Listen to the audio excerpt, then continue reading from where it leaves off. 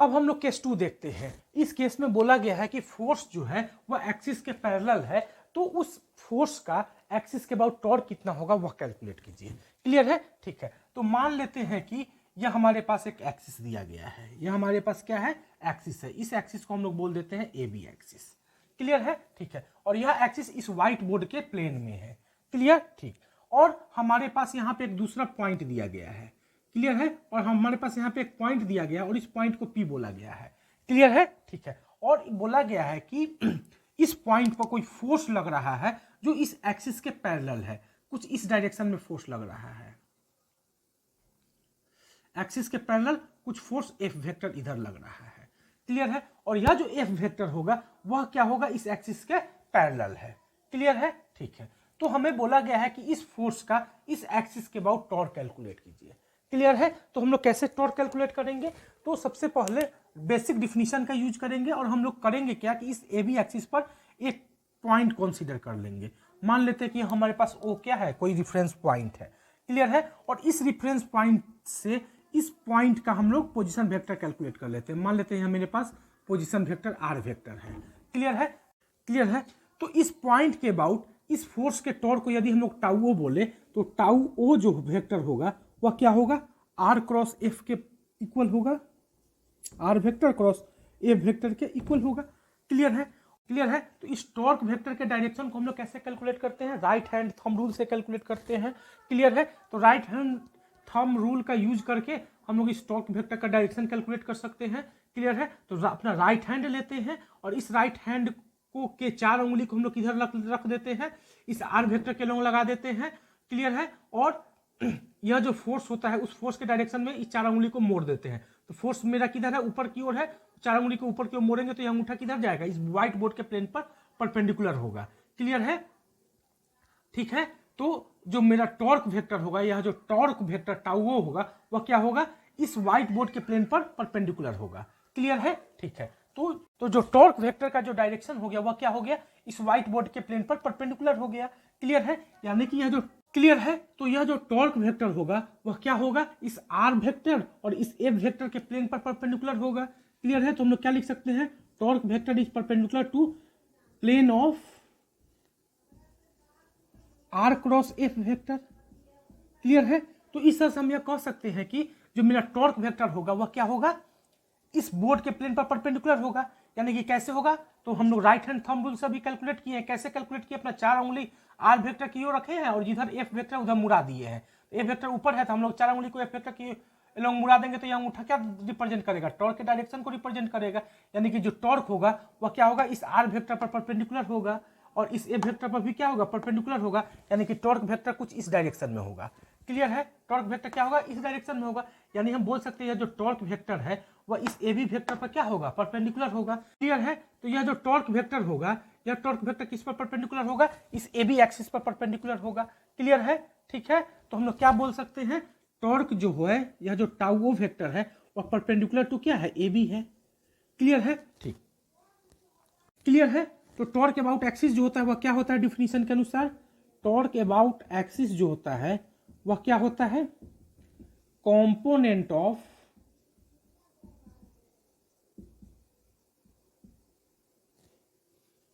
component of torque component of this tau vector along axis। Clear है? ठीक है, clear है? तो component of tau vector along axis को हम लोग कैसे लिखते हैं?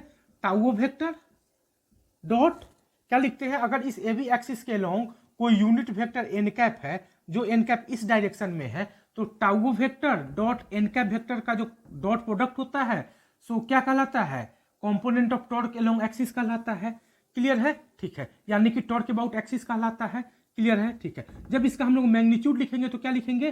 Tau O into n cap का जो यूनिट वेक्टर का जो मैग्नीट्यूड होता है वह क्या होता है? एन होता है इंटू टाउ ओ और एन कैप के बीच के एंगल को अगर हम लोग थीटा मान लेते हैं तो क्या लिखेंगे? कोस थीटा लिखेंगे। अब यहाँ पे थीटा को देख लेते हैं। जो मेरा टाउ वेक्टर है वह किस डायरेक्शन में है? इस डायरेक्शन में टाउ वेक्टर है और एन कैप वेक्टर क्या है? इस डायरेक्शन में एन कैप वेक्टर है। तो इस टाउ वेक्टर और इस एन कैप वेक्टर के बीच का एंगल कितना डिग्री होगा? 90 डिग्री होगा। ये क्यों? क्योंकि यह जो टॉर्क वेक्टर है या जो टाउ वेक्टर है या टाउ वेक्टर इस ए बी पर क्या है? परपेंडिकुलर है। क्लियर है। तो इस टाउ वेक्टर और इस एन कैप के बीच का यह जो एंगल होगा, यह एंगल कितना डिग्री का होगा, 90 डिग्री का होगा। यानी कि थीटा कितना डिग्री है हमारे पास, 90 डिग्री है। तो थीटा की जगह पे जब 90 डिग्री डाल देंगे तो tau O into 1 into cos 90 लिखेंगे। कॉस 90 कितना होता है, 0 होता है। तो टॉर्क अबाउट एक्सिस हमें क्या मिल गया, टॉर्क अबाउट एक्सिस क्या मिल गया हमें, 0 मिल गया। क्लियर है, ठीक है, क्लियर, ठीक। तो जब कभी भी कोई भी फोर्स एक्सिस के पैरेलल हो तो टॉर्क अबाउट एक्सिस क्या हो जाता है, 0 हो जाता है। यहां से यह स्पष्ट है कि जब फोर्स वेक्टर एक्सिस के पैरेलल हो तो उस फोर्स का उस एक्सिस के अबाउट जो टॉर्क होगा वह कितना होगा, 0 होगा। क्लियर है। तो इसे आपको हमेशा याद रखना है, इसे क्या करना है, हमेशा याद रखना है। क्लियर है, ठीक है। यानी कि आप एक लाइन नोट कर लीजिएगा, आप यहां पे एक लाइन नोट कर सकते हैं, if force vector is parallel to axis then torque of force vector along axis will be 0। Clear है, ठीक है। तो इस केस को भी आपको हमेशा याद रखना है। अब हम लोग केस 3 देखते हैं। इस केस में बोला गया है कि फोर्स वेक्टर जो है वह एक्सिस पर परपेंडिकुलर है, लेकिन फोर्स वेक्टर और एक्सिस एक दूसरे को इंटरसेक्ट नहीं करते हैं। क्लियर है, क्लियर है। तो इस केस को हम लोग एक डिस्क लेकर के भी समझ सकते हैं। क्लियर है। तो मान लेते हैं कि यह हमारे पास एक डिस्क है और यह जो डिस्क है, यह डिस्क इस व्हाइट बोर्ड के प्लेन में है। क्लियर है। और इस डिस्क का मान लेते हैं कि कहीं सेंटर है, या डिस्क का मान लेते हैं कि यहाँ पे क्या है, सेंटर है। और एक्सिस के बारे में क्या इंफॉर्मेशन दी गई है, एक्सिस जो है वह इसके सेंटर से होकर गुजर रहा है और इस डिस्क के प्लेन पर परपेंडिकुलर है। यानी कि यह जो रेड वाला मेरा पेन है यह मेरा एक्सिस है और एक्सिस कहाँ से होकर गुजर रहा है, इस डिस्क के सेंटर से होकर गुजर रहा है और डिस्क के प्लेन पर परपेंडिकुलर है। क्लियर है, ठीक है। तो यह मेरा एक्सिस हो गया। क्लियर, ठीक। और बोला गया है कि कोई फोर्स जो है वह यहां लग रहा है, इस पॉइंट पर, इस डिस्क के इस पॉइंट पर लग रहा है। और वह कैसे लग रहा है, डिस्क के टेंजेंट के लॉन्ग लग रहा है, कुछ इस डायरेक्शन में, एफ वेक्टर। क्लियर है, ठीक है। यह जो मेरा एक्सिस है और यह जो मेरा एफ है, क्या दोनों एक दूसरे के क्या है, परपेंडिकुलर है। क्यों, क्योंकि यह जो एक्सिस है, यह एक्सिस इस प्लेन के परपेंडिकुलर है और यह एफ वेक्टर जो है कि इस बोर्ड के प्लेन में ही है। क्लियर है। तो यह जो एफ वेक्टर हुआ और यह जो मेरा एक्सिस हुआ, दोनों एक दूसरे के क्या हो गए, परपेंडिकुलर हो गए। लेकिन यह एक्सिस और यह फोर्स एक दूसरे को इंटरसेक्ट नहीं कर रहे हैं। क्लियर है, ठीक है। तो हमें इस फोर्स का इस एक्सिस के अबाउट टॉर्क कैलकुलेट करना है। क्लियर है, ठीक है। तो सबसे पहले हम लोग क्या करेंगे, बेसिक डिफिनीशन का सहारा लेंगे। सबसे पहले हम लोग इस एक्सिस पर एक पॉइंट चूज करेंगे और उस पॉइंट के रिस्पेक्ट में इस फोर्स का टॉर्क कैलकुलेट कर लेंगे और फिर उस टॉर्क का हम लोग क्या करेंगे, कंपोनेंट निकाल देंगे इस एक्सिस के लोग। तो जो कंपोनेंट आएगा सही क्या कहलाएगा, टॉर्क अबाउट दिस एक्सिस कहलाएगा। क्लियर है, ठीक है। तो इस एक्सिस के अबाउट टॉर्क निकालने के लिए हम लोग एक पॉइंट चूज कर लेते हैं। कहां पॉइंट चूज कर लेते हैं, इसी एक्सिस पर चूज कर लेते हैं। इस एक्सिस के किस पॉइंट पर चूज करते हैं, इसी सेंटर पर ही चूज कर लेते हैं ताकि आसानी से हमको टॉर्क कैलकुलेट होकर मिल जाए। तो हम इस फोर्स का इस ओ पॉइंट के अबाउट टॉर्क कैलकुलेट करना चाहते हैं। तो इस फोर्स का इस ओ पॉइंट के अबाउट टॉर्क कैलकुलेट करने के लिए हम लोग सबसे पहले क्या करेंगे, position vector R vector calculate कर लेंगे। आर वेक्टर किसके इक्वल हो जाएगा, रेडियस इक्वल हो जाएगा। और इस आर वेक्टर और इस एफ वेक्टर के बीच का एंगल कितना डिग्री होगा, 90 डिग्री का होगा। क्यों, क्योंकि यह एफ वेक्टर जो है वह टेंजेंट के लॉन्ग है और टेंजेंट और रेडियस हम लोग जानते हैं क्या होता है, परपेंडिकुलर होता है। क्लियर है। तो इस फोर्स का इस सेंटर के अबाउट जो टॉर्क होगा वह कितना हो जाएगा, टाउ अबाउट सेंटर ओ जो होगा वह क्या हो जाएगा, आर क्रॉस एफ हो जाएगा। क्लियर है। आर कितना हमारे पास, आर का मैग्नीट्यूड तो आर ही होगा, एफ का मैग्नीट्यूड कितना हमारे पास, एफ ही है। क्लियर है। और दोनों के बीच का एंगल कितना, थीटा 90 डिग्री है। तो क्या लिखेंगे, साइन 90। तो क्या मिल जाएगा, आर एफ मिल जाएगा। क्लियर है। तो टॉर्क का मैग्नीट्यूड कितना आ गया, आर एफ आ गया।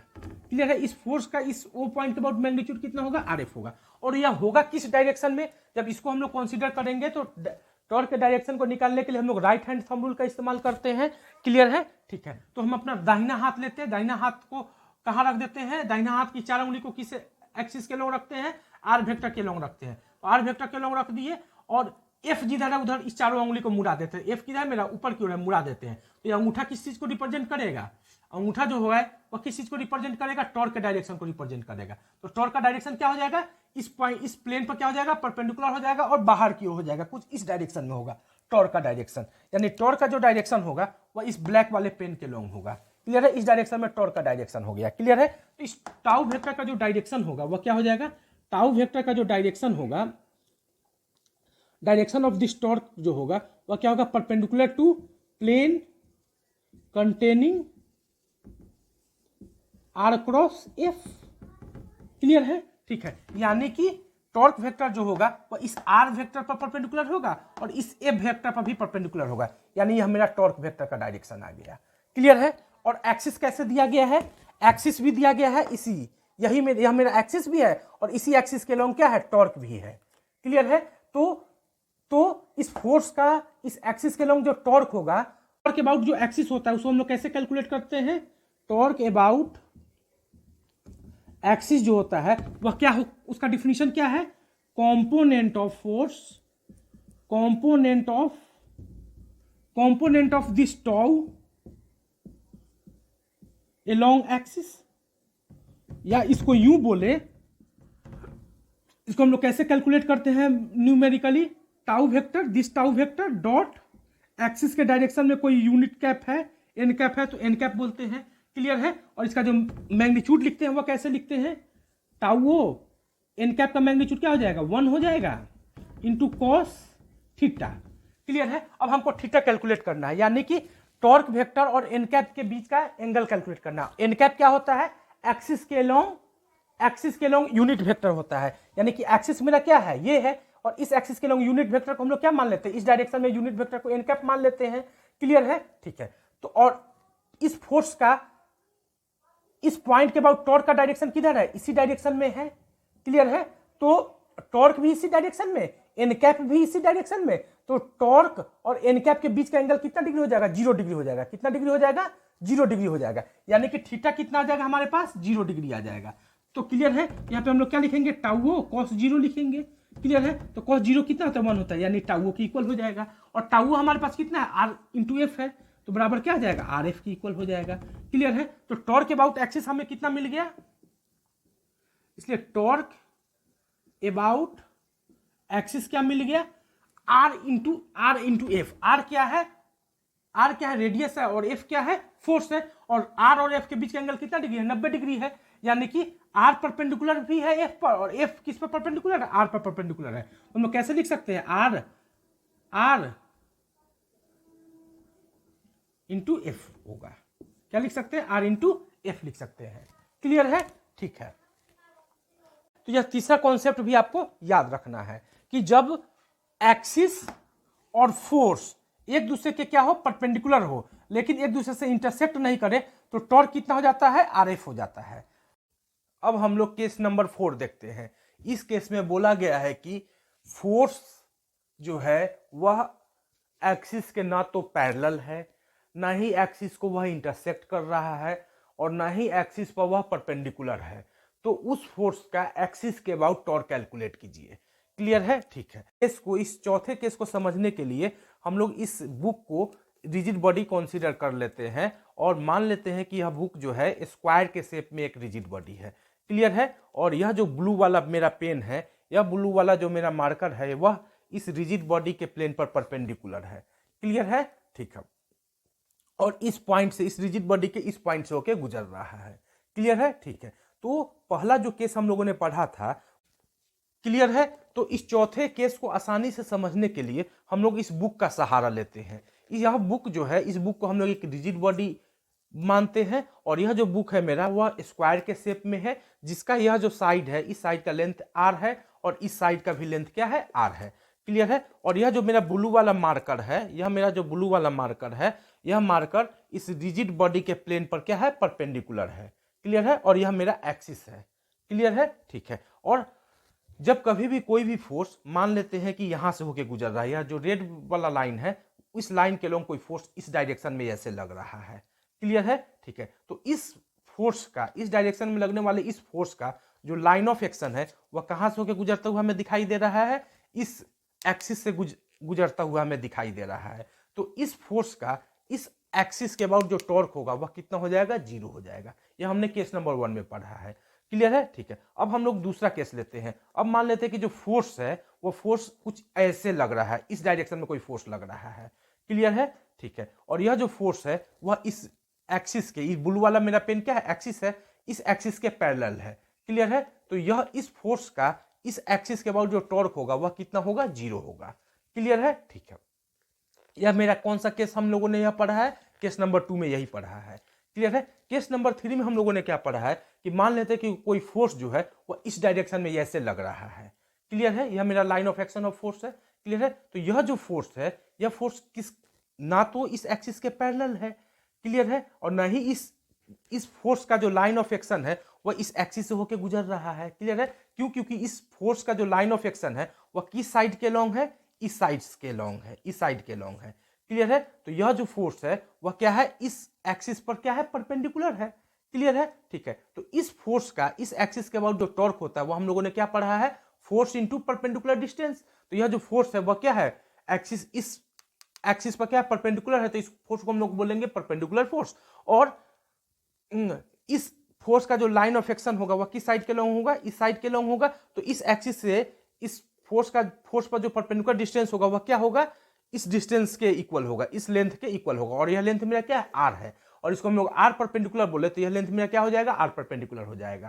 क्लियर है, ठीक है। तो इस एक्सिस के अबाउट इस फोर्स का जो टॉर्क होता है वह क्या होता है, force into force perpendicular into R perpendicular होता है। क्लियर है, यानी कि इस फोर्स को अगर हम फोर्स परपेंडिकुलर बोले और इस लेंथ को हम लोग आर परपेंडिकुलर बोले तो क्या हो जाएगा, इस एक्सिस के अबाउट इस फोर्स का टॉर्क क्या हो जाएगा, force perpendicular into R perpendicular हो जाएगा। क्लियर है, इसे हम लोगों ने केस नंबर 3 में पढ़ा है। क्लियर, ठीक। अब हम लोग एक चौथा केस लेते हैं, ये वाला केस। इस केस में यह जो फोर्स है वह कुछ ऐसे लग रहा है। क्लियर है, तो इस समय यह जो फोर्स है, यह फोर्स का जो लाइन ऑफ एक्शन है वह ना तो इस एक्सिस से गुजर रहा है और न ही इस यह जो फोर्स है वह फोर्स इस एक्सिस के पैरेलल है। क्लियर है, ठीक है। और ना ही यह जो फोर्स है वह क्या है, इस एक्सिस पर परपेंडिकुलर है, ये ऐसे है। फोर्स कैसे है, कुछ इस डायरेक्शन में है। क्लियर है, तो इस समय हम लोग फोर्स को कैसे, इस समय हम लोग इस फोर्स का इस एक्सिस के अबाउट टॉर्क कैसे कैलकुलेट करेंगे। क्लियर है, तो हम लोग करेंगे क्या कि इस फोर्स का 2 कंपोनेंट करेंगे। पहला कंपोनेंट, फोर्स मेरा इस डायरेक्शन में ऐसे लग रहा है तो पहला कंपोनेंट हम लोग क्या लेंगे, कुछ ऐसे लेंगे। यह इस समय यह कंपोनेंट क्या हो जाएगा, इस एक्सिस के पैरेलल हो जाएगा। तो इस फोर्स का यह जो कंपोनेंट होगा, इस कंपोनेंट का इस एक्सिस के अबाउट टॉर्क कितना हो जाएगा, 0 हो जाएगा। क्लियर, और दूसरा जो हम लोग कंपोनेंट लेंगे वह कुछ ऐसे लेंगे, और यह जो कंपोनेंट होगा वह क्या होगा, इस एक्सिस पर परपेंडिकुलर होगा। और इस कंपोनेंट के लिए इस एक्सिस के अबाउट जो टॉर्क होता है वह क्या होता है, force perpendicular into R perpendicular होता है। क्लियर है, ठीक है। तो इस समय जो टॉर्क आएगा इस एक्सिस के अबाउट वह कितना आएगा, फोर्स यानी कि इस यह कंपोनेंट, फोर्स का यह कंपोनेंट, फोर्स मेरा कुछ ऐसे है तो उसका यह कंपोनेंट इंटू एक्सिस से परपेंडिकुलर डिस्टेंस क्या हो जाएगा, यही परपेंडिकुलर डिस्टेंस हो जाएगा। क्लियर है, क्लियर है। तो इस समय इस एक्सिस के अबाउट टॉर्क क्या हो जाएगा, force perpendicular into R perpendicular हो जाएगा। क्लियर है, ठीक। तो जब कभी भी कोई भी फोर्स कुछ इस तरीके से लग रहा हो, क्लियर है, यानी कि जब कभी भी कोई भी फोर्स इस तरीके से लग रहा हो कि वह फोर्स ना तो एक्सिस के से इंटरसेक्ट कर रहा हो, ना ही एक्सिस के पैरेलल हो, ना ही एक्सिस के परपेंडिकुलर हो, तो उस फोर्स का टॉर्क निकालने के लिए, उस फोर्स का एक्सिस के अबाउट टॉर्क निकालने के लिए हम लोग क्या करेंगे, उस फोर्स का 2 कंपोनेंट करेंगे। पहला कंपोनेंट एक्सिस के पैरेलल यानी ये कंपोनेंट, और दूसरा कंपोनेंट एक्सिस के परपेंडिकुलर यानी ये कंपोनेंट। क्लियर है, तो एक्सिस के जो पैरेलल कंपोनेंट होगा यानी यह कंपोनेंट जो होगा, इस फोर्स का यह जो कंपोनेंट होगा वो इस कंपोनेंट का इस एक्सिस के अबाउट टॉर्क कितना हो जाएगा, 0। और इस कंपोनेंट का जो टॉर्क होगा वह कितना होगा, force perpendicular into R perpendicular हो जाएगा। क्लियर है, ठीक है। तो इस तरीके से आप लोग यह जो फोर्थ केस है अच्छी तरह से समझ गए होंगे। इसे हम लोग बोर्ड पर हम लोग समझा देते हैं। क्लियर, ठीक। तो मान लेते हैं कि यह हमारे पास कोई एक्सिस है, ये वाला एक्सिस है हमारे पास। क्लियर है, यह हमारे पास कोई एक्सिस है। क्लियर, ठीक, ठीक। और यहां पे कोई पॉइंट है, यहां पे हम लोग इस पॉइंट पर हम लोग कोई फोर्स लगा रहे हैं एफ, इस डायरेक्शन में। क्लियर है, ठीक है। तो इस एक्सिस के अबाउट यह जो फोर्स है, फोर्स के बारे में क्या इंफॉर्मेशन दिया गया है, यह फोर्स इस एक्सिस से क्रॉस नहीं कर रहा है। क्लियर है, जैसा कि हम लोगों ने यह देखा था, एक्सिस कैसे था मेरे पास, ऐसे था, ये मेरा एक्सिस था। और फोर्स हम लोगों ने कैसे लगाया था, यहाँ पे ऐसे लगाया था। तो यह जो फोर्स था, इस फोर्स का लाइन ऑफ एक्शन कहाँ से होकर गुजर जाएगा, यहाँ से होकर गुजरेगा।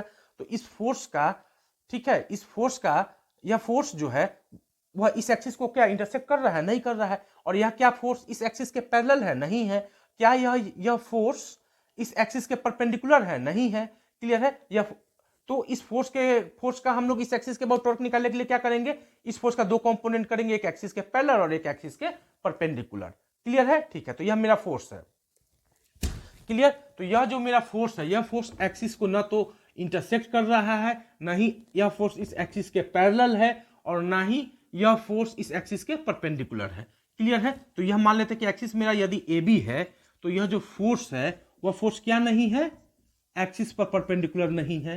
क्लियर है। परपेंडिकुलर टू एक्सिस, एक्सिस पर यह परपेंडिकुलर नहीं है। क्लियर है। फोर्स जो है एक्सिस को इंटरसेक्ट भी नहीं कर रहा है, force does not intersect axis. Clear है, ठीक है।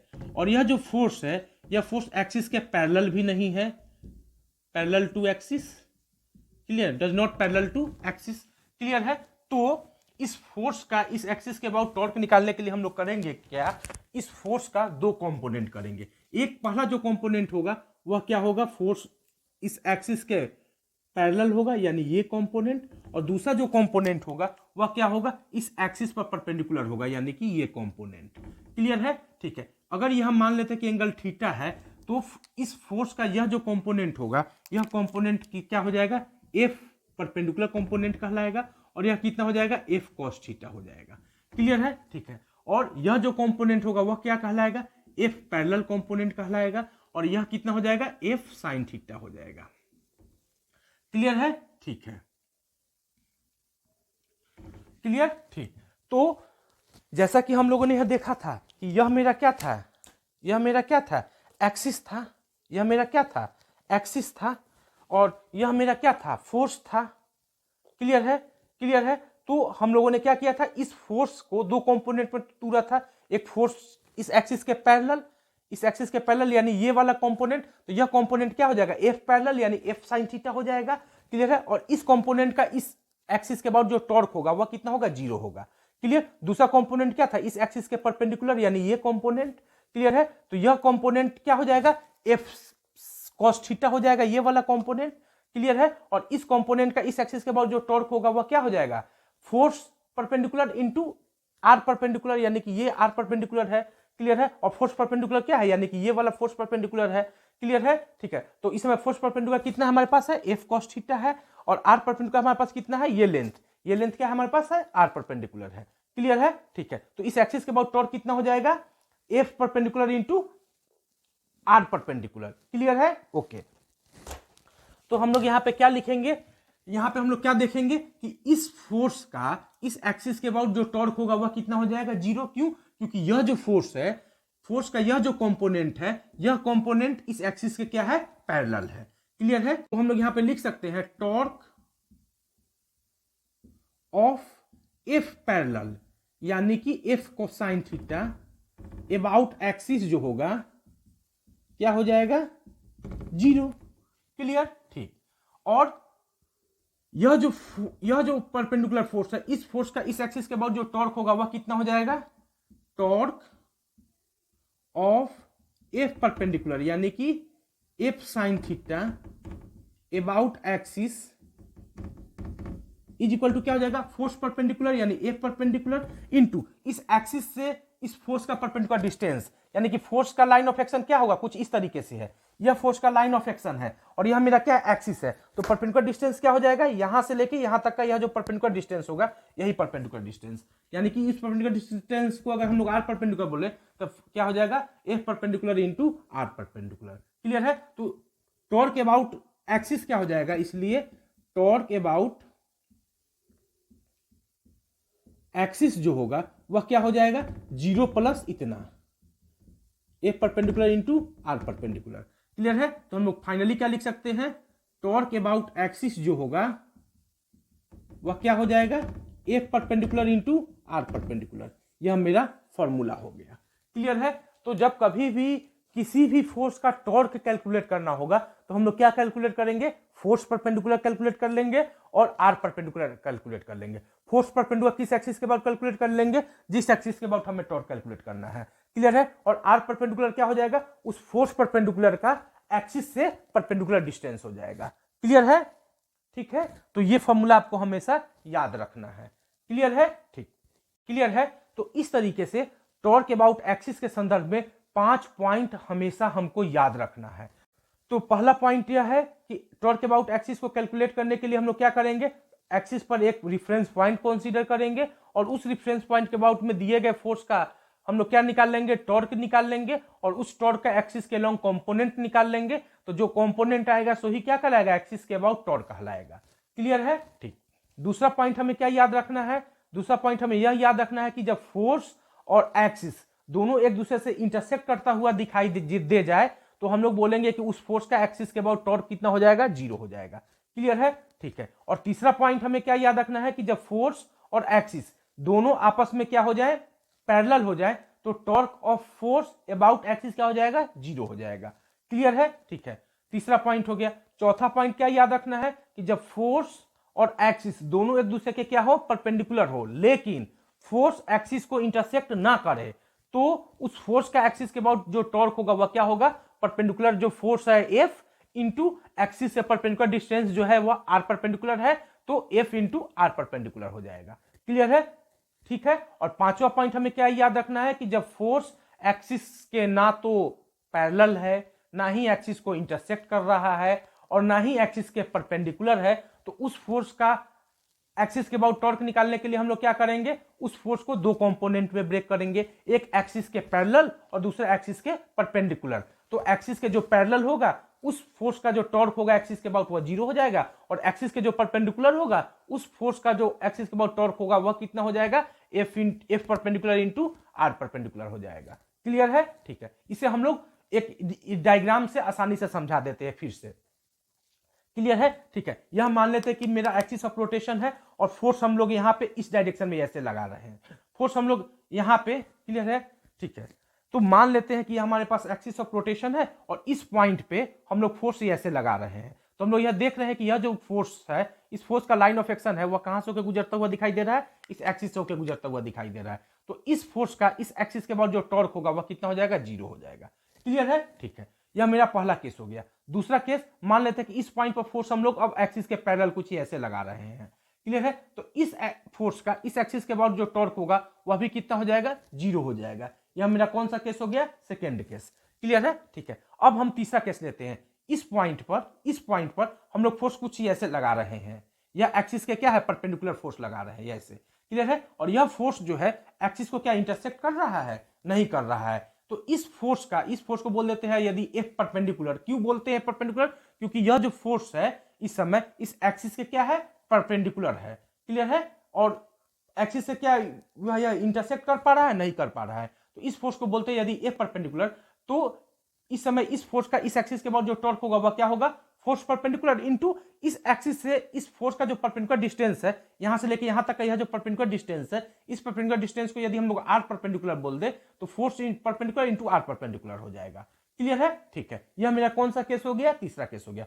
चौथा केस क्या है, अब हम फोर्स कुछ ही ऐसे लगा दे रहे हैं, इस पॉइंट पर फोर्स हम लोग कुछ ही ऐसे लगा रहे हैं, क्लियर है। तो इस समय हम लोग यह देख रहे हैं कि यह जो फोर्स है, यह फोर्स ना तो इस एक्सिस के को इंटरसेक्ट कर रहा है, ना ही इस एक्सिस के पैरेलल है और ना ही इस एक्सिस के क्या है, परपेंडिकुलर है। तो इस समय फोर्स का हम दो कंपोनेंट करेंगे, एक एक्सिस के पैरेलल कुछ ही ऐसे, तो इस फोर्स कंपोनेंट का इस फोर्स के इस कंपोनेंट का क्या हो जाएगा, इस एक्सिस के अबाउट टॉर्क कितना हो जाएगा, 0 हो जाएगा। और दूसरा क्या करेंगे, इस फोर्स का यह कंपोनेंट करेंगे, परपेंडिकुलर कंपोनेंट, क्लियर है। तो इस कंपोनेंट का इस एक्सिस के अबाउट टॉर्क क्या हो जाएगा, परपेंडिकुलर कंपोनेंट इनटू इस एक्सिस से परपेंडिकुलर डिस्टेंस, यानी कि ये डिस्टेंस, क्लियर है, ये परपेंडिकुलर डिस्टेंस, क्लियर है। तो इस समय इस फोर्स का जो टॉर्क होगा वो क्या होगा, F perpendicular into R perpendicular हो जाएगा, क्लियर है, ठीक है। तो इस एक्सिस के बाद नेट टॉर्क कितना हो जाएगा, ये वाला टॉर्क, तो इस फोर्स का यह कंपोनेंट तो 0 हो गया और यह कंपोनेंट कितना हो जाएगा, F perpendicular into R perpendicular torque देगा, क्लियर है। तो इस एक्सिस के बाद नेट टॉर्क कितना हो जाएगा, एफ परपेंडिकुलर इनटू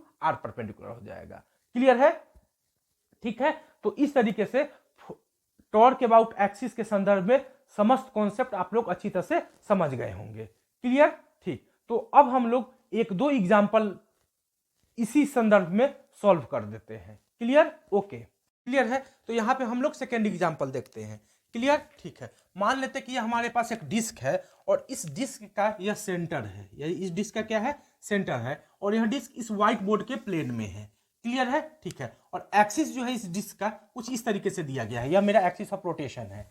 क्लियर है, ठीक है। तो यह मेरा क्या हो गया, एक्सिस ऑफ रोटेशन हो गया। एक्सिस ऑफ रोटेशन क्या है, डिस्क के सेंटर से होकर गुजर रहा है और डिस्क के प्लेन पर क्या है, परपेंडिकुलर है। यह मेरा एक्सिस ऑफ रोटेशन है। तो इसको हम लोग कुछ इस तरीके से रिप्रेजेंट कर दे रहे हैं। क्लियर है, ठीक है। और इस डिस्क का जो रेडियस दिया गया है वह रेडियस दिया गया है 10 मीटर। कितना दिया गया है, 10 मीटर दिया गया है।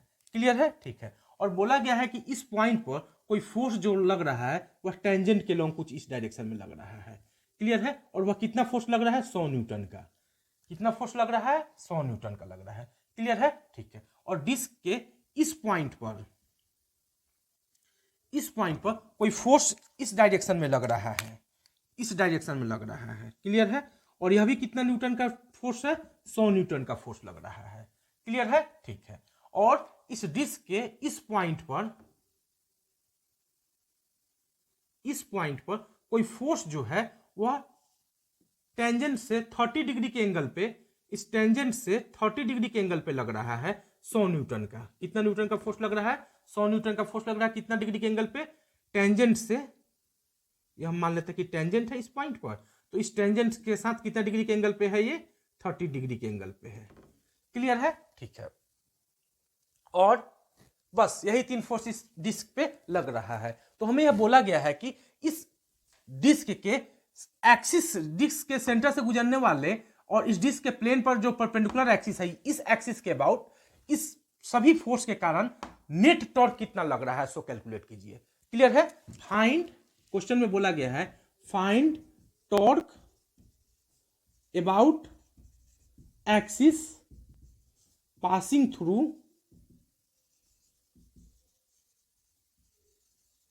Through centre of disc and perpendicular to disc.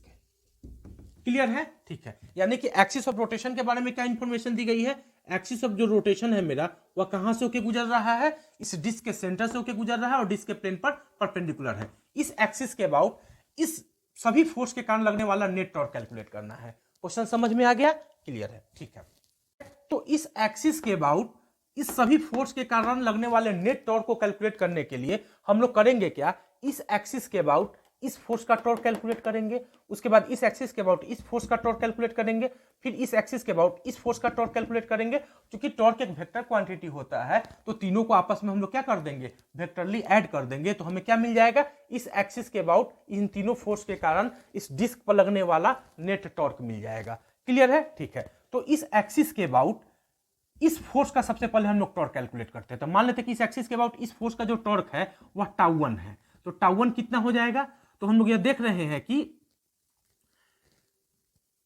यह जो फोर्स है, क्लियर है, यह जो फोर्स है वह किसके लॉन्ग लग रहा है, टेंजेंट के लॉन्ग लग रहा है। और यह जो टेंजेंट होता है वह रेडियस पर कितना होता है, परपेंडिकुलर होता है। क्लियर है, ठीक है। तो यह मेरा आर वेक्टर हो गया इस डायरेक्शन में, और फोर्स कैसे लग रहा है, इधर लग रहा है। तो फोर्स इस पॉइंट के अबाउट यदि हम लोग टॉर्क कैलकुलेट करना चाहे तो यह मेरा क्या हो जाएगा, आर वेक्टर इस डायरेक्शन में है, फोर्स इस डायरेक्शन में है, तो आर मेरा इधर हो गया। देखो यहाँ पे आर मेरा इस हाथ के लॉन्ग हो गया, फोर्स उधर हो गया। तो फोर्स के लॉन्ग हम लोग जब इस उंगली को मुड़ाएंगे तो अंगूठा किधर आ जाएगा, इसी डायरेक्शन में आ जाएगा। क्लियर है, ठीक है। यानी कि इस समय इस फोर्स का इस पॉइंट के अबाउट जब टॉर्क निकालेंगे, इस सेंटर के अबाउट जब टॉर्क निकालेंगे तो हमें यह क्या मिलेगा, एक्सिस के लॉन्ग ही मिल जाएगा।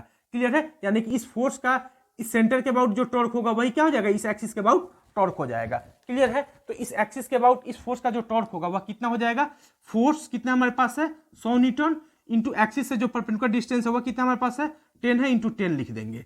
क्लियर है। और यह किस डायरेक्शन में होगा, देखो अगर इसका रोटेशन का सेंस देखेंगे तो यह क्या, कौन सा सेंस हो जाएगा, आर मेरा ऐसे है, एफ इधर है, तो यह कौन सा सेंस हो जाएगा, ये सेंस हो जाएगा, यानी कि एंटी क्लॉकवाइज सेंस हो जाएगा।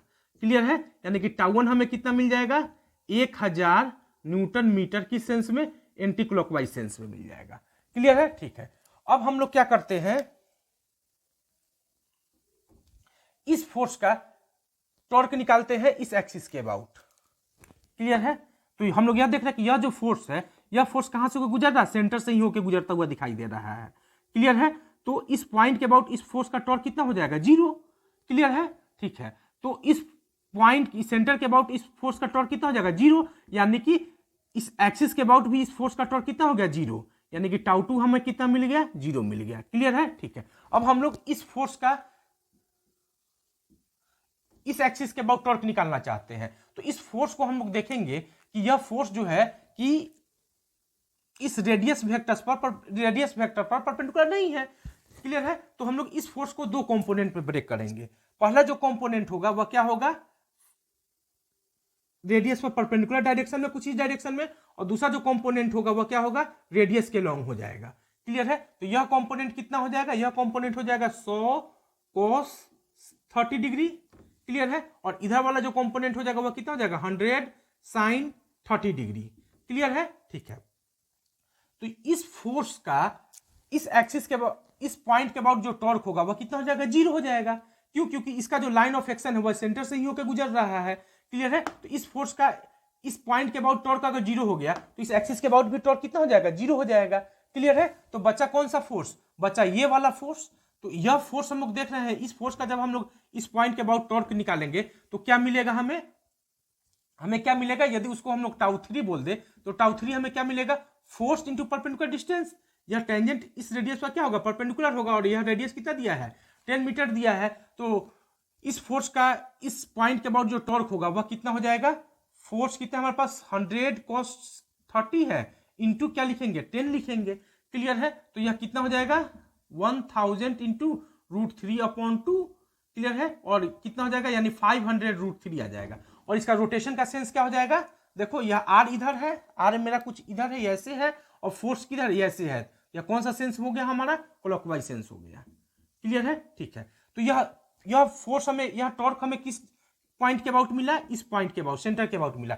हमें क्या चाहिए, इस एक्सिस के अबाउट टॉर्क चाहिए। क्लियर है? ठीक है, तो हम लोग यह देख रहे हैं कि आर वेक्टर मेरा क्या है, कुछ ऐसे है। यहां से अगर हम लोग देखेंगे तो आर वेक्टर क्या है, इस डायरेक्शन में है, और एफ किधर है, इधर है। तो आर क्रॉस एफ जब करेंगे तो हमें क्या मिल जाएगा, टॉर्क का डायरेक्शन क्या मिल जाएगा, अंदर की ओर मिल जाएगा, और इस डिस्क के प्लेन पर क्या मिल जाएगा, परपेंडिकुलर मिल जाएगा। क्लियर है? ठीक है, तो इस टॉर्क का इस समय इस पॉइंट के अबाउट जो टॉर्क होगा सो ही क्या हो जाएगा, इस एक्सिस के अबाउट टॉर्क हो जाएगा। क्लियर है? क्लियर है? इस समय इस पॉइंट के अबाउट जो टॉर्क होगा सो ही क्या हो जाएगा, इस एक्सिस के अबाउट टॉर्क हो जाएगा। क्लियर? ठीक, तो यही टॉर्क क्या हो जाएगा, इस एक्सिस के अबाउट टॉर्क हो जाएगा। यह जो हमारे टॉर्क मिला है, यही टॉर्क हमें क्या मिल जाएगा, इस एक्सिस के अबाउट टॉर्क मिल जाएगा।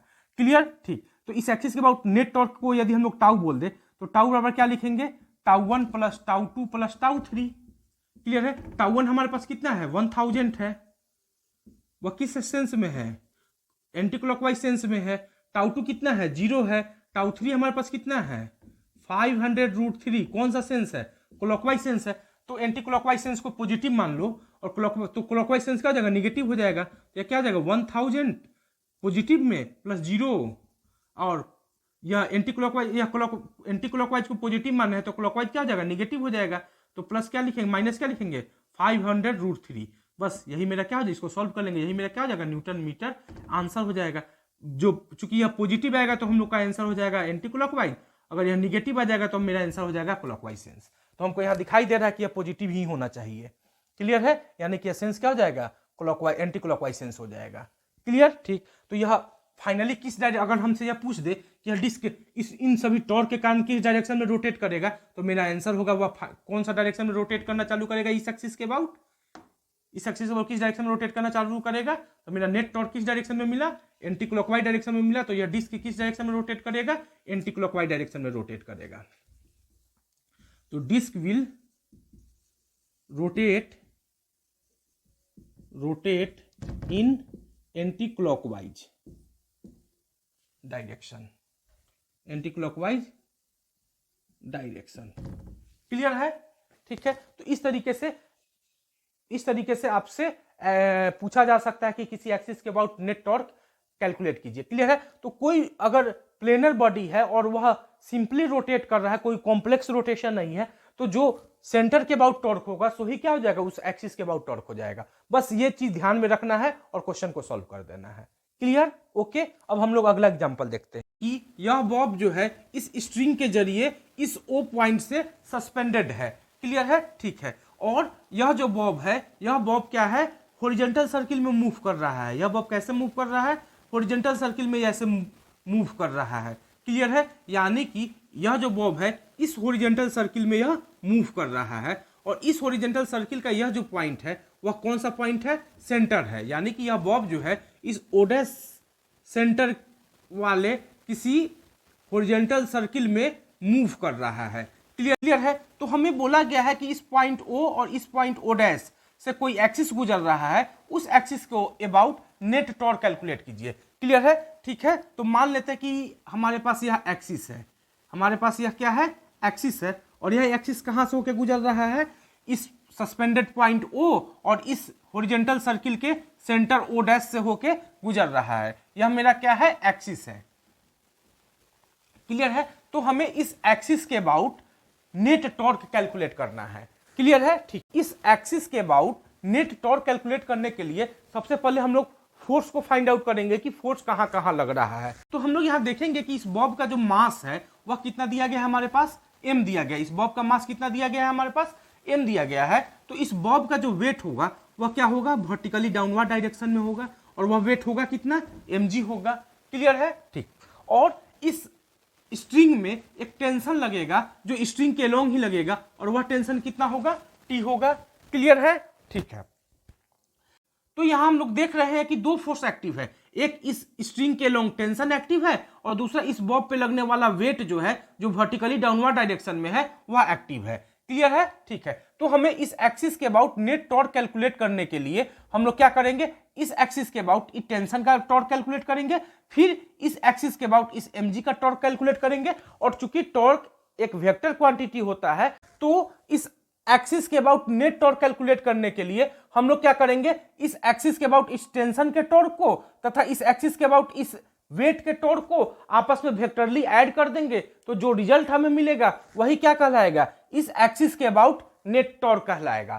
क्लियर है? ठीक है। तो सबसे पहले हम लोग करते क्या है, इस एक्सिस के अबाउट इस टेंशन का टॉर्क निकालते हैं। क्लियर है? तो हम लोग यहाँ पे देख रहे हैं कि यह जो टेंशन लग रहा है, यह टेंशन का जो लाइन ऑफ एक्शन है वह कहां से होकर गुजरता हुआ दिखाई दे रहा है, हमें इस O पॉइंट से होकर गुजरता हुआ दिखाई दे रहा है। क्लियर है? ठीक है। यानी कि यह जो टेंशन है, इस टेंशन का लाइन ऑफ एक्शन जो है वह इस एक्सिस को इंटरसेक्ट कर रहा है। क्लियर है? और हम लोगों ने पहला जो केस पढ़ा था उस केस में यही पढ़ा था कि जब कोई फोर्स का लाइन ऑफ एक्शन एक्सिस को इंटरसेक्ट करता हुआ हमें दिखाई दे जाए, तो उस फोर्स का उस एक्सिस के अबाउट जो टॉर्क होता है वह कितना होता है, 0 होता है। तो यहाँ पर तो हम लोग यहाँ पे स्पष्ट देख रहे हैं कि इस टेंशन का जो लाइन ऑफ एक्शन है वह लाइन ऑफ एक्शन कहां से होकर गुजरता हुआ दिखाई दे रहा है, वह इस एक्सिस के इस O पॉइंट से होकर गुजरता हुआ दिखाई दे रहा है। तो हम कह सकते हैं कि इस एक्सिस के अबाउट इस टेंशन का जो टॉर्क होगा वह कितना होगा, 0 होगा। क्लियर है? ठीक है। तो हम लोग यहाँ पे क्या लिखेंगे, torque of tension about axis कितना होगा, वह 0 होगा। क्लियर है? और इस टेंशन का इस एक्सिस के अबाउट टॉर्क को अगर हम τ1 बोल दें, तो अब हम लोग इस एक्सिस के अबाउट इस mg का टॉर्क कैलकुलेट करना चाह रहे हैं। तो हम लोग यहाँ पे देख रहे हैं कि यह जो mg है, यह mg कहां लग रहा है, इस बॉब पर वर्टिकली डाउनवर्ड डायरेक्शन में लग रहा है। यानी कि यह जो mg है, यह mg इस एक्सिस के क्या है, पैरेलल है। क्लियर है? और हम लोगों ने सेकेंड केस में यह पढ़ा है कि फोर्स यदि एक्सिस के पैरेलल हो जाए तो उस फोर्स का उस एक्सिस के अबाउट जो टॉर्क होता है वह कितना होता है, 0 होता है। क्लियर है? ठीक है। तो यहां हम लोग स्पष्ट रूप से कह सकते हैं कि इस mg का इस एक्सिस के अबाउट जो टॉर्क होगा वह कितना होगा, 0 होगा। क्यों? क्योंकि यह जो mg है, यह mg इस एक्सिस के क्या है, पैरेलल है। क्लियर है?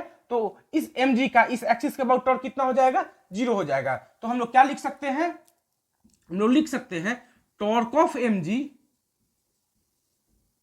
About axis is equal to 0। क्यों? क्योंकि mg जो है वह किसके पैरेलल है, एक्सिस के पैरेलल है। क्लियर है, ठीक है। तो इस एक्सिस के अबाउट इस mg के टॉर्क को यदि हम लोग टाउ 2 बोल दे तो टाउ 2 कितना हो जाएगा, 0 हो जाएगा। क्लियर है, ठीक है। तो इस तरीके से हमने इस एक्सिस के अबाउट इस टेंशन का टॉर्क कैलकुलेट कर लिया और वह टॉर्क हमें कितना मिल गया, 0 मिल गया। क्लियर है। और इस एक्सिस के अबाउट इस mg का टॉर्क कैलकुलेट कर लिया और वह हमें कितना मिल गया, 0 मिल गया। क्लियर है। तो हमें क्या चाहिए, इस एक्सिस के अबाउट नेट टॉर्क चाहिए। टाउ वेक्टर जो होगा वह किसके इक्वल हो जाएगा, tau 1 vector plus tau 2 vector के इक्वल हो जाएगा। क्लियर है, ठीक है। तो टाउ 1 वेक्टर हमें कितना मिल गया, टाउ 1 कितना मिल गया, 0 मिल गया है। टाउ 2 कितना मिल गया, 0 मिल गया है। तो टाउ जो होगा, टाउ वेक्टर कितना मिल जाएगा, यानी टाउ कितना मिल जाएगा, हमें 0 मिल जाएगा। क्लियर है, ठीक है। यानी कि इस एक्सिस के अबाउट नेट टॉर्क कितना लगेगा, 0 लगेगा। क्लियर। इस एक्सिस के अबाउट नेट टॉर्क कितना होगा, 0 होगा। क्लियर है, ठीक। अब हम लोग अगला एग्जांपल लेते हैं। अब हम लोग एग्जांपल नंबर 4 सॉल्व करते हैं। इस एग्जांपल में बोला गया है कि यह कोई इंक्लाइंड प्लेन है, ठीक है। और इस इंक्लाइंड प्लेन पर यह कोई डिस्क है जिसका मास कैपिटल एस एम है और रेडियस क्या है, आर है। और यह बोला गया कि डिस्क रोल करता हुआ नीचे लुढ़क रहा है। क्लियर है। तो हमें कैलकुलेट करना है कि इस डिस्क का जो वेट है, उस वेट का इस एक्सिस के अबाउट टॉर्क कैलकुलेट करना है। यह एक्सिस कैसे दिया गया, एक्सिस जो है वो इस पॉइंट पर क्या है, परपेंडिकुलर है, कुछ इस तरीके से है। क्लियर है। इस एक्सिस के अबाउट हमें टॉर्क कैलकुलेट करना है। क्लियर, ठीक। तो हम लोग कैसे कैलकुलेट करेंगे, तो इस डिस्क का जो वेट होगा वह वर्टिकली डाउनवर्ड होगा कुछ इस डायरेक्शन में, और वह कितना होगा, mg होगा। क्लियर है, ठीक है। और चूंकि इस डिस्क का रेडियस r दिया गया है तो यहां हम क्या हो जाएगा, डिस्क का रेडियस हो जाएगा r। क्लियर है। यह डिस्क का क्या हो जाएगा, रेडियस r हो जाएगा। यह एंगल थीटा है तो यह अपने आप एंगल कितना हो जाता है, थीटा हो जाता है। यह डिस्क का क्या है, सेंटर O है। क्लियर है, ठीक है। तो इस mg का हम लोग 2 कंपोनेंट करेंगे। पहला कंपोनेंट क्या करेंगे कि इस mg का इस r पर एक परपेंडिकुलर कंपोनेंट निकालेंगे जो किसके परपेंडिकुलर हो जाएगा, इस एक्सिस के परपेंडिकुलर हो जाएगा। और दूसरा जो है इस mg का इस रेडियस के लॉन्ग कंपोनेंट निकालेंगे। क्लियर है, ठीक है। तो इस mg का जो इस डायरेक्शन में कंपोनेंट होगा, इस रेडियस के लॉन्ग जो कंपोनेंट होगा वह क्या होगा, कुछ ऐसे होगा। और यह कंपोनेंट कितना आ जाएगा हमें, यह कंपोनेंट हमें कितना मिल जाएगा, mg cos थीटा मिल जाएगा। दूसरा जो इस mg का कंपोनेंट होगा फोर्स, वह कैसे होगा, कुछ इस तरीके से होगा। वह क्या हो जाएगा, mg sin थीटा हो जाएगा। क्लियर है, ठीक है। तो हम लोग यह देख रहे हैं कि यह जो इस mg का यह जो कंपोनेंट है, यह कंपोनेंट कहां से होकर गुजर रहा है, एक्सिस से ही होकर गुजर रहा है। एक्सिस से ही होके गुजरता हुआ दिखाई दे रहा है। क्लियर है, क्यों, क्योंकि एक्सिस ऑफ रोटेशन मेरा कैसे दिया गया है, एक्सिस कुछ इस तरीके से दिया गया है और इसी पॉइंट से ही यह mg sin cos थीटा होके गुजर रहा है। तो इस mg cos थीटा का इस एक्सिस के अबाउट जो टॉर्क होगा वह कितना हो जाएगा, 0 हो जाएगा। केस हम लोगों ने जो पहला पढ़ा है उसमें यही ना पढ़ा है कि जब फोर्स जो हो कि क्या हो, एक्सिस से ही होके गुजरता हुआ दिखाई दे तो हम उस फोर्स का उस एक्सिस के अबाउट जो टॉर्क होता है वह कितना होता है, 0 होता है। तो इस mg cos थीटा का इस एक्सिस के अबाउट जो टॉर्क होगा वह क्या हो जाएगा, 0 हो जाएगा। यानी कि torque of mg cos theta about axis कितना हो जाएगा, 0 हो जाएगा। इसे अगर हम लोग टाउ 1 बोल दे तो टाउ 1 कितना हो जाएगा हमारे पास, 0 हो जाएगा। क्लियर है, ठीक है। और यह एक्सिस और यह जो mg cos sin थीटा है, इसको देखेंगे तो यह एक्सिस कुछ इस तरीके से है और mg sin थीटा कुछ इस तरीके से है। तो mg sin थीटा एक्सिस को क्या इंटरसेक्ट कर रहा है, नहीं। और mg sin थीटा क्या एक्सिस के पैरेलल है, नहीं। तो mg sin थीटा क्या इस एक्सिस के परपेंडिकुलर डायरेक्शन में है। क्लियर है। और क्या है, इस एक्सिस से इस mg sin थीटा के लाइन ऑफ एक्शन पर जो परपेंडिकुलर डिस्टेंस है वह मेरा क्या है, r के बराबर है। तो हम लोगों ने थर्ड केस में यही ना पढ़ा है, यह मेरा यदि एक्सिस हो और यह मेरा क्या हो, फोर्स का डायरेक्शन हो, परपेंडिकुलर फोर्स का डायरेक्शन हो, और यह फोर्स क्या हो, एक्सिस के परपेंडिकुलर हो, कुछ ऐसे हो, तो इस फोर्स का इस एक्सिस के बाद जो टॉर्क होता है वह क्या होता है, यह फोर्स इंटू इस एक्सिस से इस फोर्स का जो लाइन ऑफ एक्शन है, उस लाइन ऑफ एक्शन पर यह जो परपेंडिकुलर डिस्टेंस है वही होता है। तो यहाँ पे हम लोग देख रहे हैं कि यह मेरा एक्सिस है और यह जो मेरा फोर्स mg sin थीटा है, यह क्या है, इस एक्सिस पर क्या है, परपेंडिकुलर है। क्लियर है। और इस एक्सिस से इस mg sin थीटा का लाइन ऑफ एक्शन जो है वह कितना डिस्टेंस पर है, कितना परपेंडिकुलर डिस्टेंस पर है, r परपेंडिकुलर डिस्टेंस पे है। तो इस एक्सिस के अबाउट इस फोर्स का इस एक्सिस के अबाउट जो टॉर्क होगा वह कितना हो जाएगा, force into perpendicular distance. Clear है? तो हम लोग लिख सकते हैं torque of mg sin theta about axis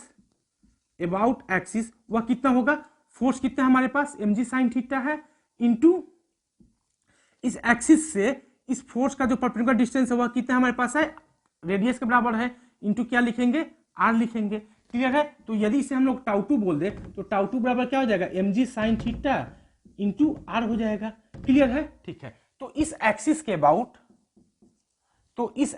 about net torque कितना हो जाएगा mg का, तो नेट टॉर्क को यदि हम लोग टाउ बोल दे तो टाउ बराबर क्या लिखेंगे, टाउ 1 प्लस टाउ 2 लिखेंगे। तो टाउ 1 हमारे पास कितना है, 0 है। टाउ 2 हमारे पास कितना है, mg sin theta into r है। क्लियर है? तो इसको हम लोग फाइनली क्या मिल जाएगा, mg r sin थीटा मिल जाएगा। क्लियर है? यही क्या हो जाएगा मेरा, इस एक्सिस के अबाउट, इस एक्सिस के लॉन्ग इस वेट का नेट टॉर्क हो जाएगा। क्लियर है? ठीक है। तो यह एग्जांपल आपको अच्छी तरह से समझ में आ गया होगा। क्लियर है? तो इस तरीके से आपको बहुत सारा एग्जांपल दे सकता है एक्सिस के अबाउट टॉर्क निकालने के लिए। बस हमें 5 जो कॉन्सेप्ट हमने आपको सिखाया है वो आपको याद